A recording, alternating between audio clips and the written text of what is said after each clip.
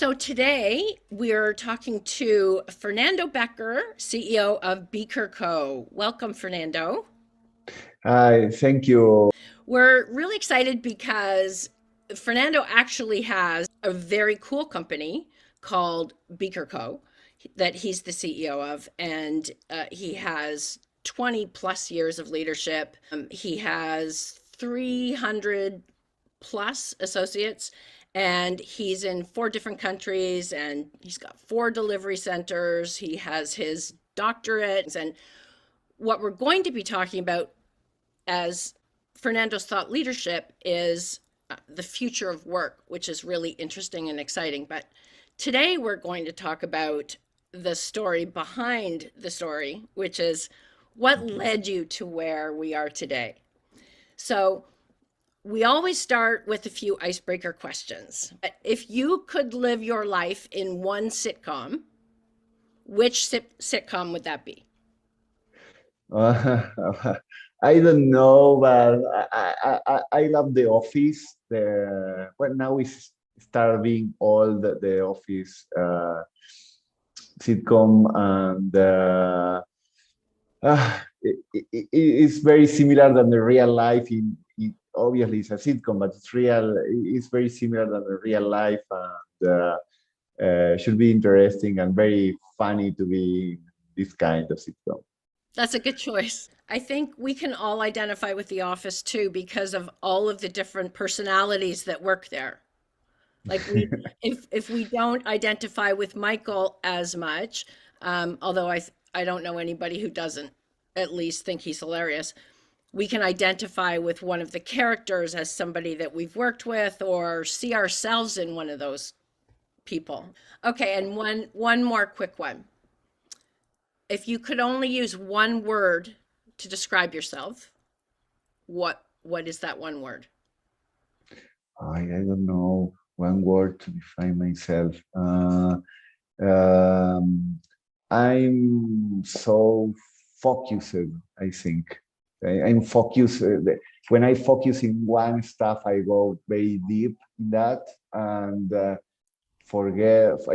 usually forget about everything in the world, and then I go to other stuff and So focus in that, and focused. happens. Yes. Yeah, focused. Yeah, I can see that. Let's talk a little bit about the future of work and how you connect your love of history because we Mhm. want your so you have a passion, because we always talk about passion when it comes to thought leaders. You have a passion for history, and then how you kind of apply that for the future of work. Well, when I was in high school, in the past that we didn't have this Amazon Kindle or other technologies to read, and we used to read in books in paper. I read a book that really changed my mindset. It was a not very important book in terms of the concept, but for me it was important that is the Bill Gates. I think that the first book of Bill Gates, I don't remember exactly the name, like something like Gateway to the Future. And in the intro, Bill Gates said, or wrote, I want to talk about the future. For me, the future will be that. He started talking about police cars connected with the central to have information that really was nobody in the 94, 95 was talking about that. And he started talking and said, okay, sounds like Back to the Future movie, nothing special, right? But he wrote that said, okay, I'm writing a book about the future, and I lead a company of 5,000 great engineers working in that future. It's not that I'm another guy talking about how will be the future. And really, for me, was really so powerful that because usually the people talking about the future are only in the academic side and trying to imagine how will be the trends, or it's very hard to do that. That's the problem with talking about how will be the future.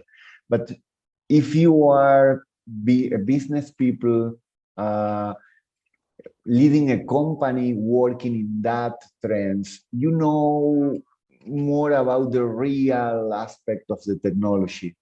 And that's the reason that when I could, I founded that company. Speakerco is working in really the future of work about robots, software robots, that's technology called RPA, robotic process automation with machine learning, artificial intelligence, and other technology. But the importance of that is that I'm working in one of the trends of technologies. Are other trends of technologies are autonomous car. I don't know nothing about autonomous car, not more than the normal people. But in the trends that I work that that's how will be the office of the future in 30 years, right? You will not need the accountant doing the same that you see the accountant working with Michael. Uh, and I'm working in that, and I love to create technology over that and trying to be part of the design of the future, right? This is for me the most important in that about uh, why I'm working in that. And about the history, if you want to create the new trends, to create the future, uh, I like to understand where I'm seated in the time frame, right? This is uh, almost everybody that are not very concerned with history think that they are creating the new world, and Yeah. this is the most important change of the humanity, and the humanity will change as never was seen. And we start seeing the history, you see that happened a lot of time in the past, and not exactly the same because really it's a history, but happens important stuff a lot of times, and the people still be people and still continue learning stuff and adapting to the new stuff. And in general, is the life is improving, the quality of life is improving, the expectative of life is improving in all the world, not only in the developed countries, in US, in Europe, in Japan, in almost the country are improving that, and it's interesting seeing not the history perspective and worldwide perspective, right? Yeah, it's true. You tell me about your career path and how that happened because you were at Accenture and then Mhm, and we should say if we haven't already that Beaker Co is actually a is robotics automation, right? mhm. How do you go from that consulting to creating this software like that is in the category of the really the future at the time I think was the future. What does that leap look like? Really, if I go back from the high school, I during my high school I did internships as a teacher of computer teaching, Word, Excel, Windows of that age during the 90s. And after read that book, I said I have to do something by myself to can help to create the future. It's really doing teaching a professor is very nice work, but it's for some kind of people like more intellectual and more like trying to have the love to get knowledge and to transfer the knowledge to other people. Right. In my case, I like to trying to create that and to solve problems during solving problems. This is like my constant in my life is trying to solve problems and complaining about the problems first. I when I when I was kid, always you are complaining, right? Your fathers, always you are complaining of everything. When I was a kid, small kid, yes, I complained all my life. And after that, I understand that it's a career path to people that complains everything for everything that is a consultant, management consultant, because you have to go to a company trying to understand what's the problem in that company and then start thinking the solution. But some people in management consulting only keep with the complaining stuff because it's important to understand the problem, analyzing the problem. They say that is the most important part. I don't know if it's most important, but it's important to understand. And if you don't have this personality of trying to understand the problem, to complain about that, to trying to improve, it's not management consulting for you. And as I love IT, and I studied my bachelor degree in IT in my home country, when I born and raised, that is Argentina. And then I started jumping to first management consulting roles during in Latin America, there in the US.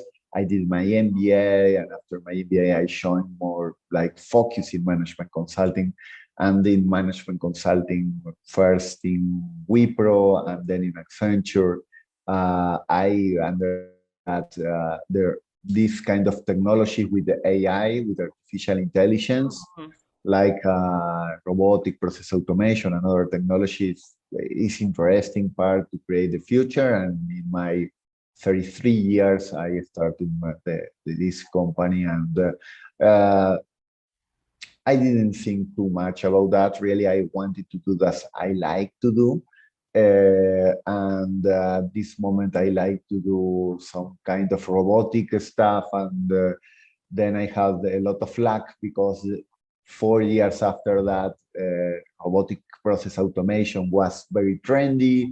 After during the COVID, everybody started talking about these new technologies that could help to support some kind of work during the COVID stage. And now in the, I don't know, we are in the after COVID or maybe after COVID stage. This technology now is very consolidated, and I had the luck, very good luck, to be in the correct place in the correct moment. Yeah, yeah. And when we say robotic automation, we're not talking about actual robots, right? Mhm. No, yes, in the concept, some people don't like that the concept is called robotic process automation because are not robots, physical robot that is Right. typical in the industry. But the concept that how works, yes, it's like a robot, but it's a robot working in your PC or in the servers, trying to emulate that the human are doing. They don't have physical arms, but they have a kind of arms working with the screens and doing stuff. And for me, it's okay. It's not the typical robot that you can imagine, but it's kind of robot. Yeah, yeah. No, but some people, when you say robotics, automatically assume the kind of robots that have been on the Tonight Show, right? That have a name, they can sing, But so I just wanted to be clear, it's really software-based robotics and not physical robotics. Yes, and what when we started a lot in a lot of sessions, say, okay, I like, but where is your robot? Right? Because some people believe that the robot was seated in the desk and working with the PC because they understand it, that it's a robot working with the PC and doing stuff in Excel, in SAP, in Salesforce, whatever. But they believe really, I don't know how they imagine a robot sitting in the desk and doing that. But 3 years ago, still happened that a lot, a lot. Yeah. How works your robot? Can I see that? No, Yeah. but can I see where is no? Is and it was very very funny this If that moment. was But the case, Fernando, I want one to cook and clean and Mm. do my chores and But well, still, are a lot of robots in Europe, you know, it's not very common in US, but in Europe, are kind of robots that cook almost everything. And it's a Sherman robot. I don't want to advertise nothing, but in almost Europe, no, it's like they say, okay, put here the carrot, put here the milk, put here this amount of that, and then robots are doing everything.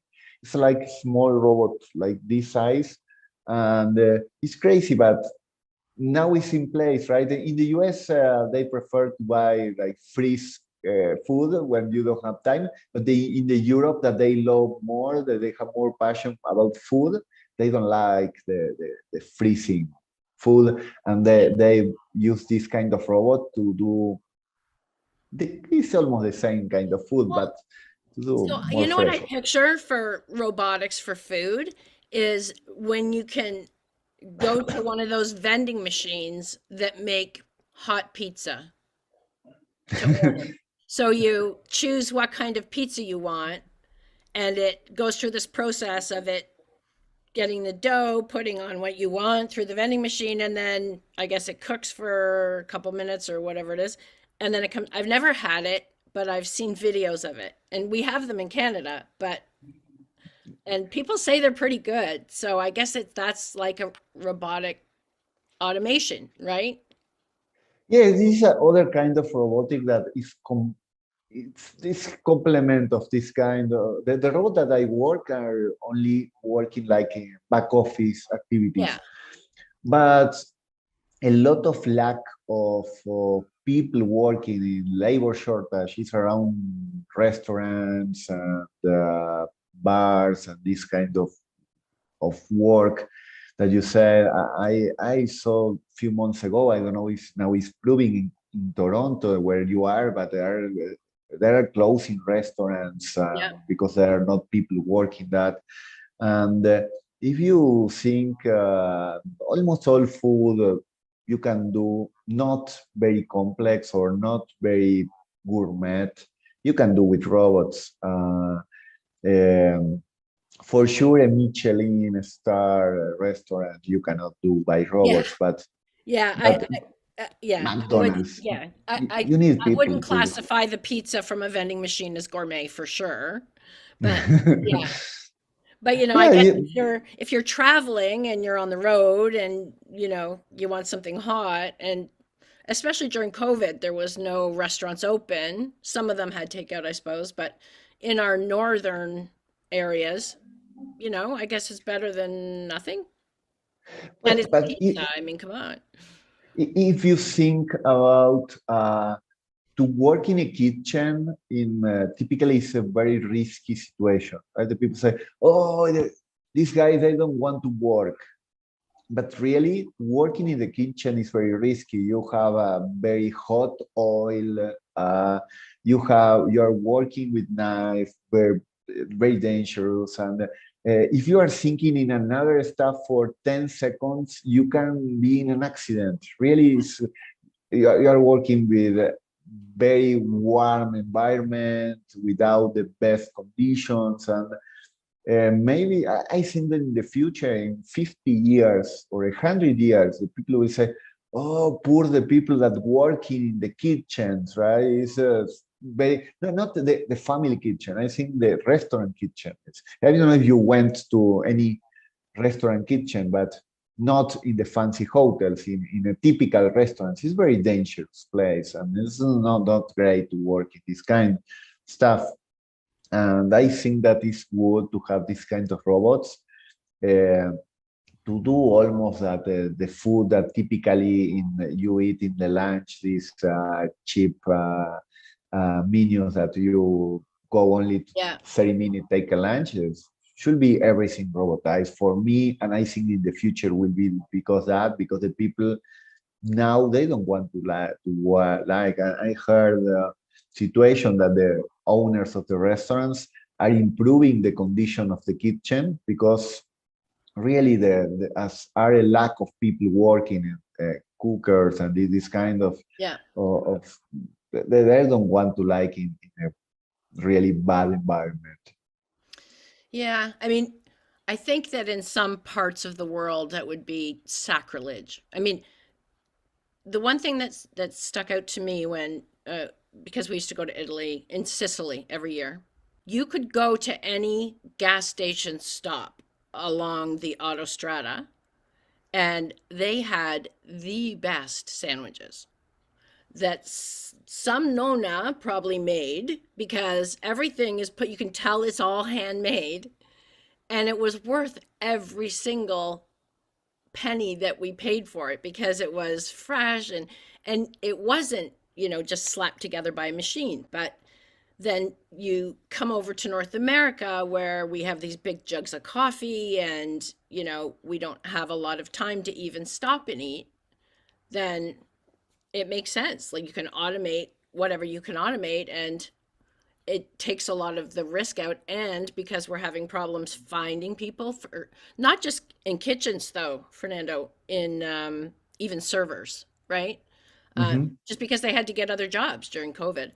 And so, I mean, that's part of the solution. Now, it's interesting how that those trends start in different parts of the world, right? Yes, but these are like different. The culture is very important in the situation. You go to Mexico and you think about tortilla, right? Tacos and tortilla. And 100 years ago, all the tortillas was handmade by ladies working there, and now today in Mexico, less than 5% or 3%, 95 or 97% of the tortillas are made by machine. And like people know that typically tacos is by this manufactured tortilla, but where you are in a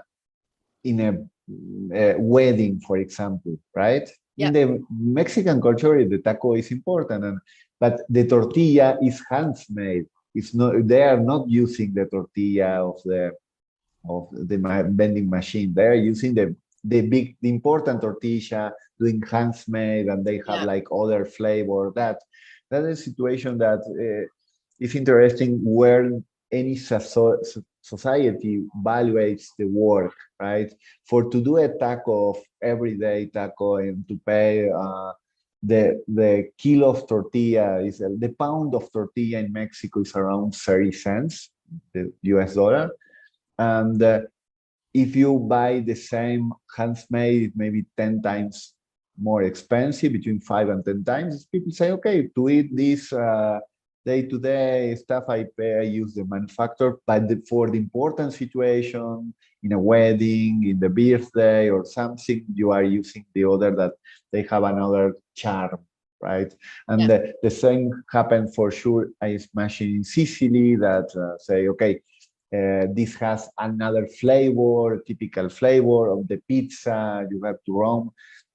In the future, you have the vending machines of pizza, but when you go for a anniversary dinner or something, you will want the handmade pizza, right? But it Yeah. will be Yeah. for situation, important situation, not for day to day, because the day to day is important that this to improve the quality of life, you have to lose a bit of these flavors and use it in special situations.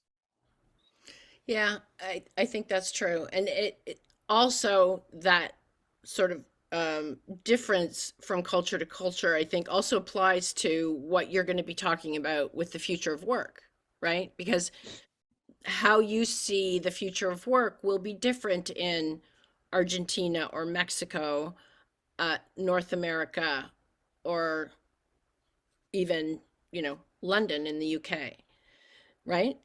Because it's Yes, just very regional. it's, some kind of words are very standard in all the world, right? Some kind of word, but other not.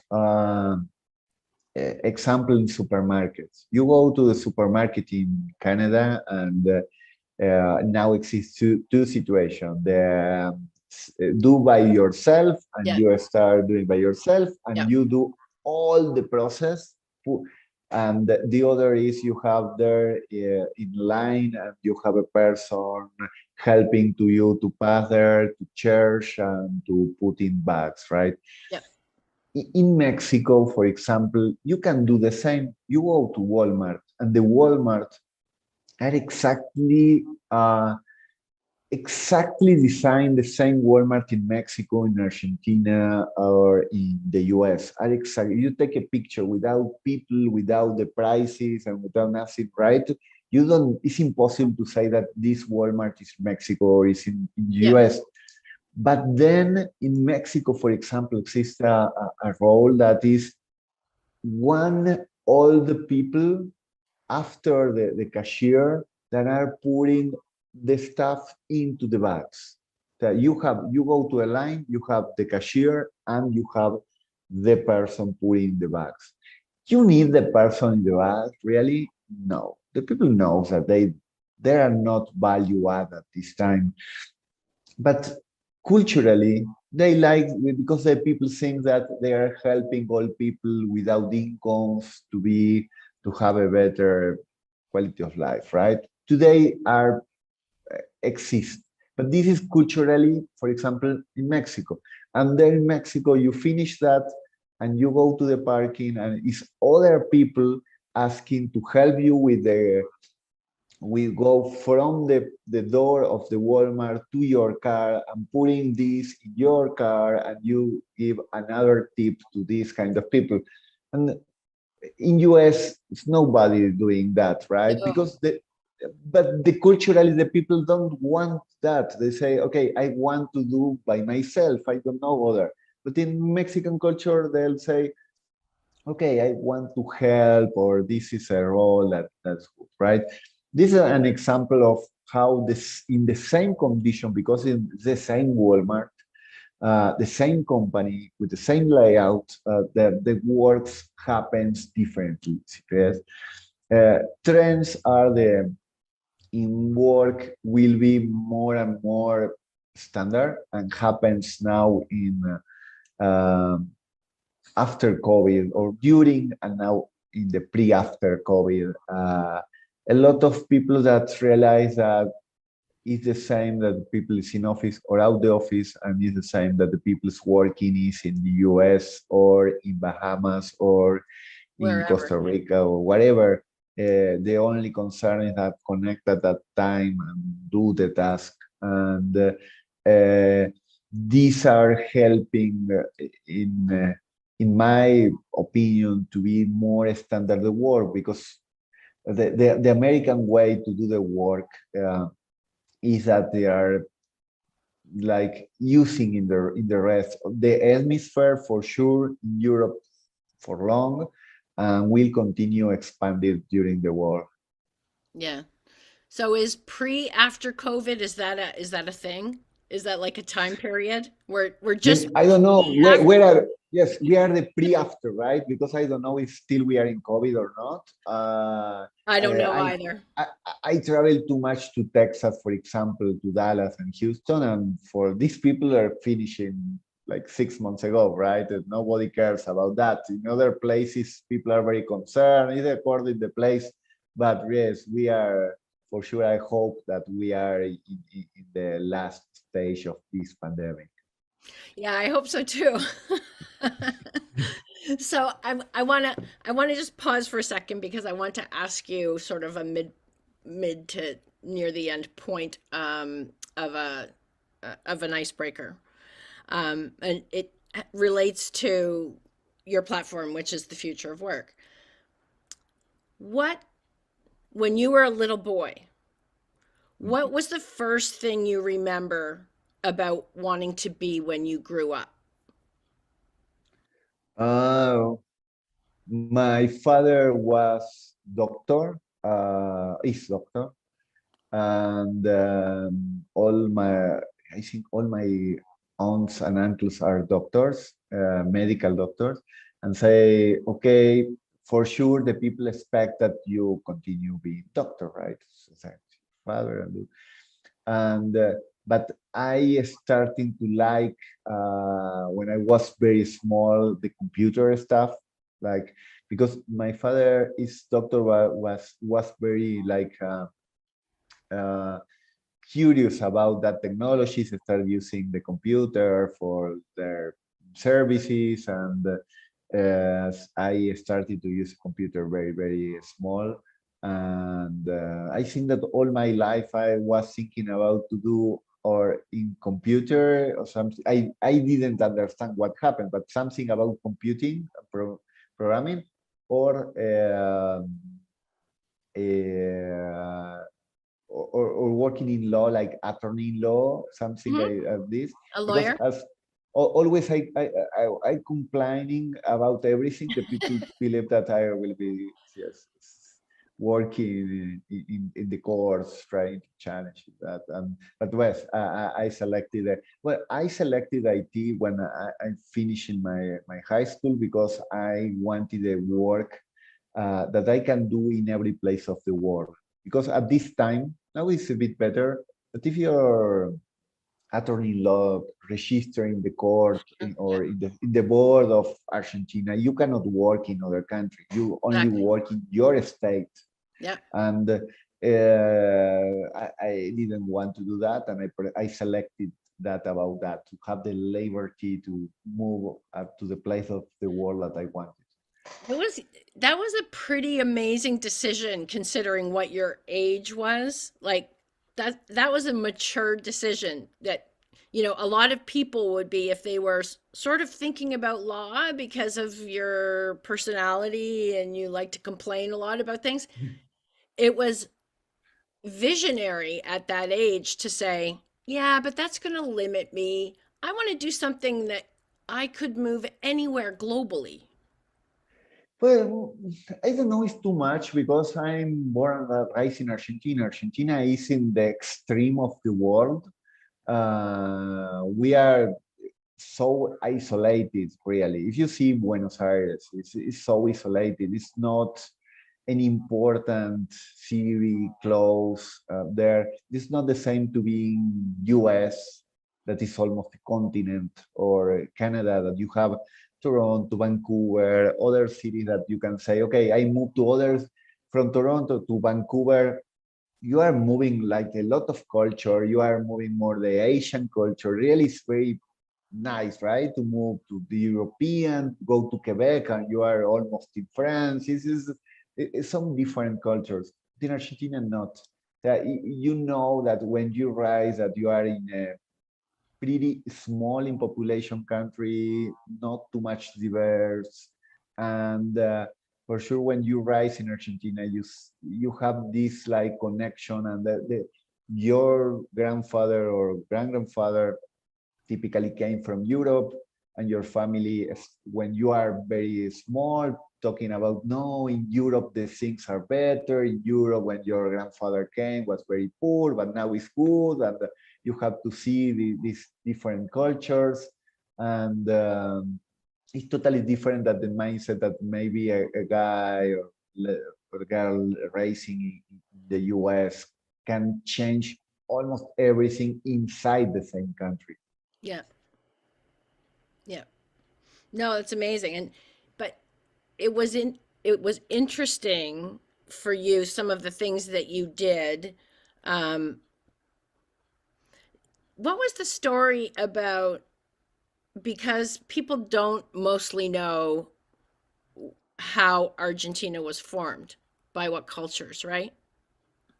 Yeah, Argentina is a very crazy country. It's like out of the standards of everything. That is a study case for the universities in almost all aspects, right? Because Argentina is like a country that almost the people came from immigrants, and not very old immigrant that maybe you have in other countries, that 200 years ago, 300. This is all your grandfathers, or in some cases grand grandfathers, came from other countries. This is a country that we speak Spanish, but the almost immigration in Buenos Aires, the city that I born, is from Italy, and we speak like With Spanish with Italian accent. The Which food is, is, so yeah, I it's have to pause crazy. at that. Spanish with an Italian accent, right? Yeah, the accent, if you heard, if you don't know Spanish, you see these people are talking Italian. Nobody thinks that we are talking Spanish. It's not like Mexico, Colombia. It's very clear that we are talking Spanish in Argentina, not. That's Uh, hilarious. That's and with a lot of words in Italian, really a lot of words in Italian, and it's a mix. It's interesting mix, and the food is very influenced by Italy, right? It's not like Mexico. You have native food with corn.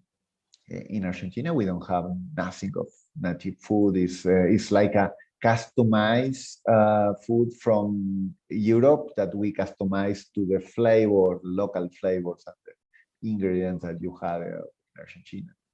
yeah. I didn't know that about Argentina, and it wasn't just Italy, it was Sicily, wasn't it?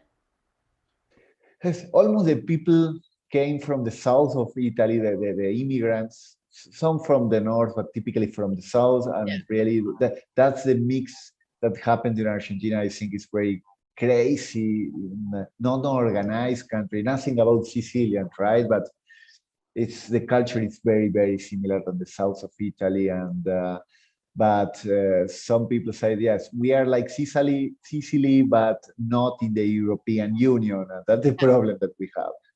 Yeah. Yeah, no, so because that's where I used to go. That's where my ex's family was in Sicily.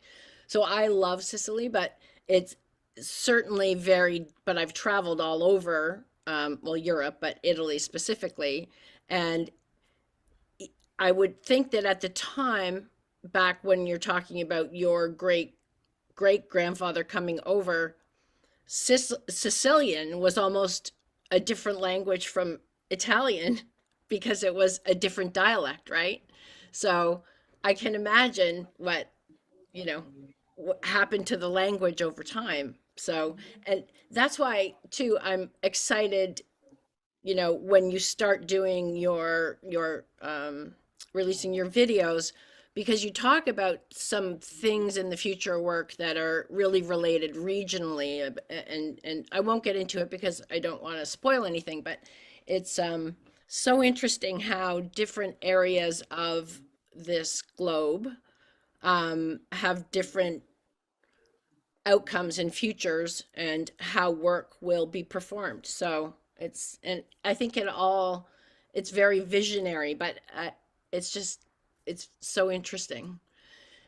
So do you think that the pandemic and the lockdowns accelerated the sort of accelerated us to get sort of into the future of because of how we're connected now?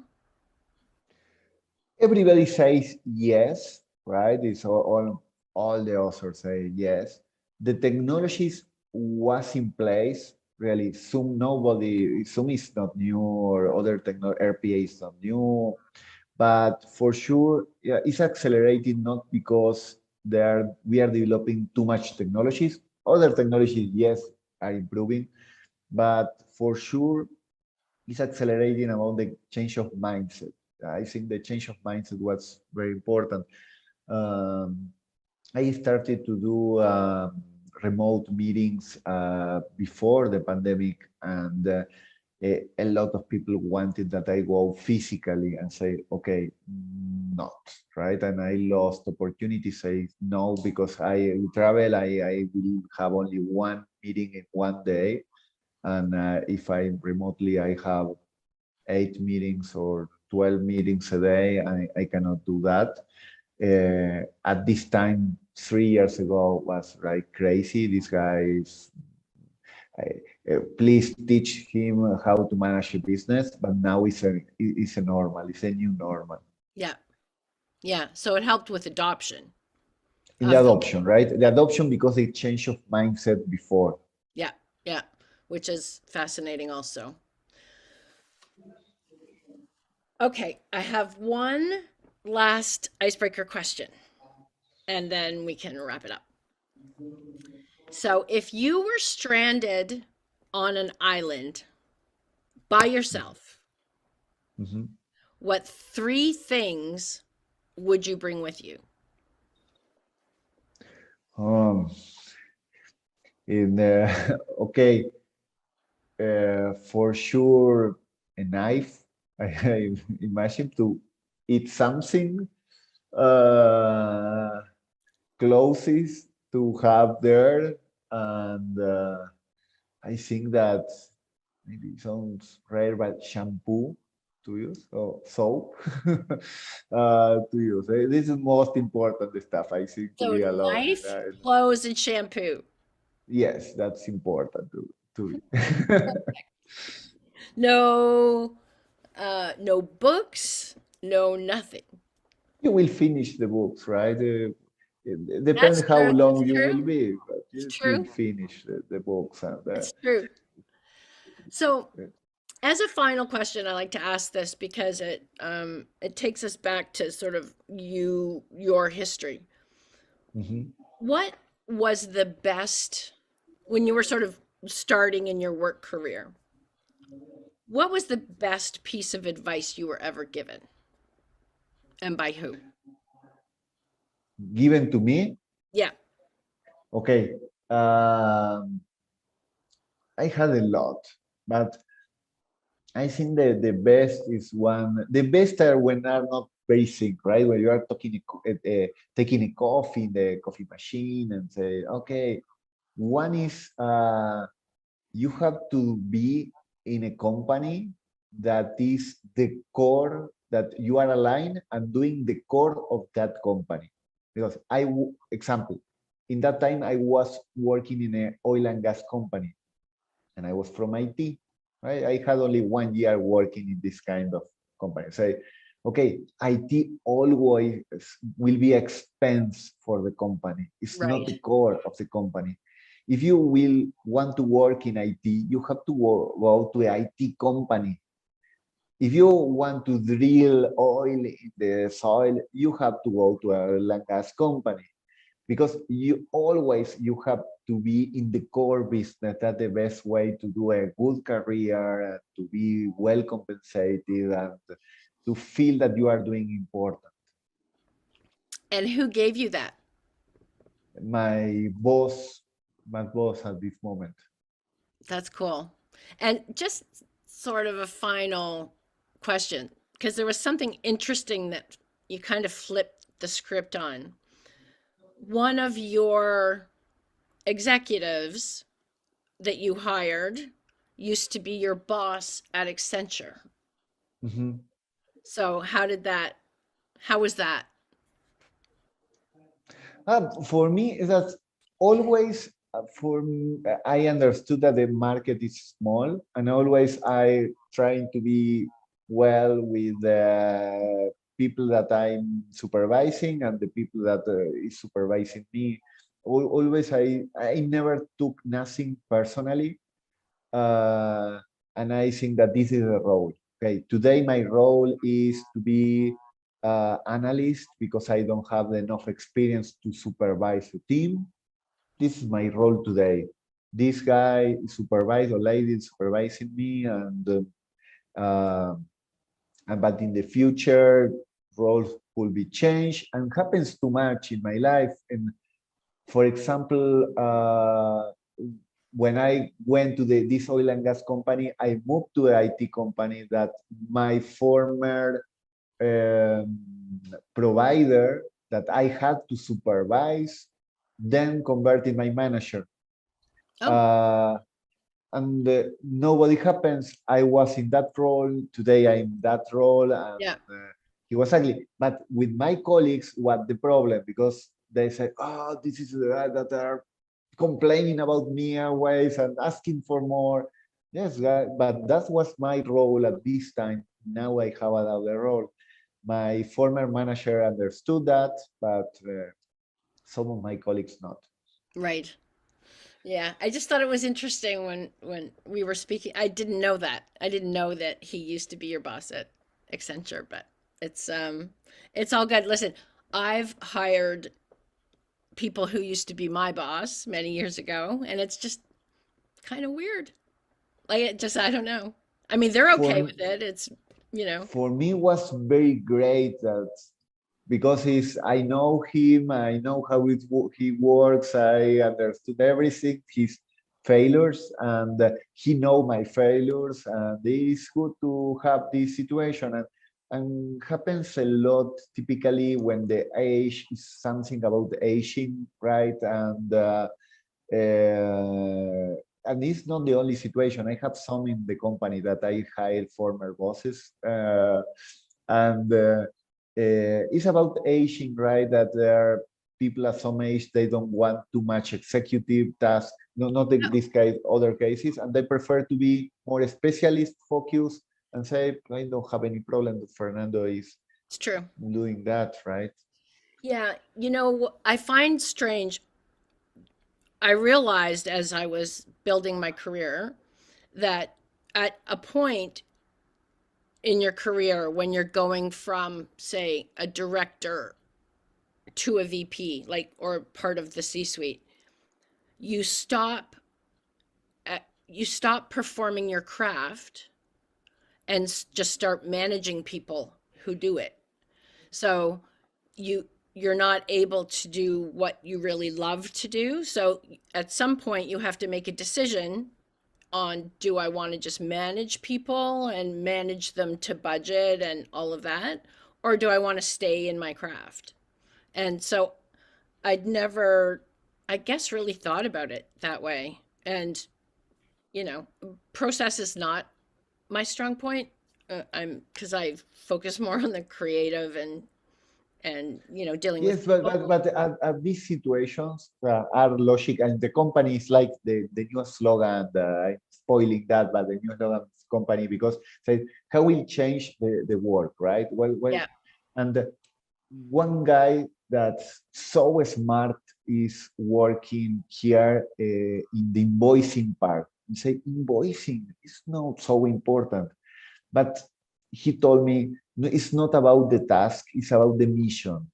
I had the mission that the company get the revenue streams working and the rest of the company can get the payroll at the time. It's not only to do the invoice, it's my mission that the revenue stream continue working. Because it's overqualified for the situation. If you see that, and for me, it's the same. I'm doing a lot of tasks. I for sure I prefer to be programming the new AI. I have 300 developers. So I can add too much value with 300 people. Now my mission is that it works for everybody, right? And I using my WhatsApp almost a day and answer email, but I'm not thinking about the task and boring. For me, the yeah, mission is the work is about the mission. The yep, job is about mission, exactly. no task. 100%.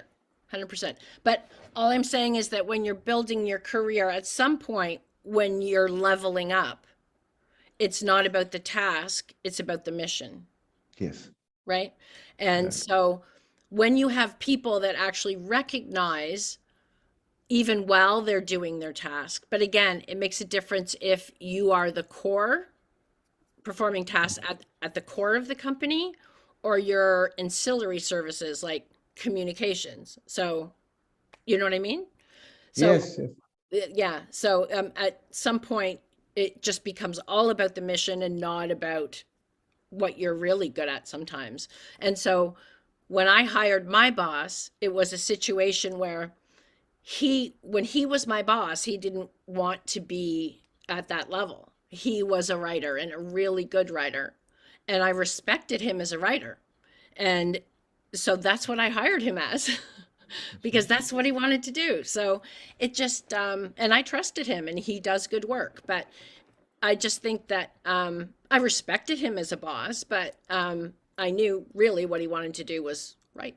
So, I mean, that was his background. And so not everybody has the same mission. And so it's interesting how, even within companies over time, if you want to continue to move up, you kind of have to put aside your passion a little bit and buy into the mission of the company to manage the people that will keep things running, right?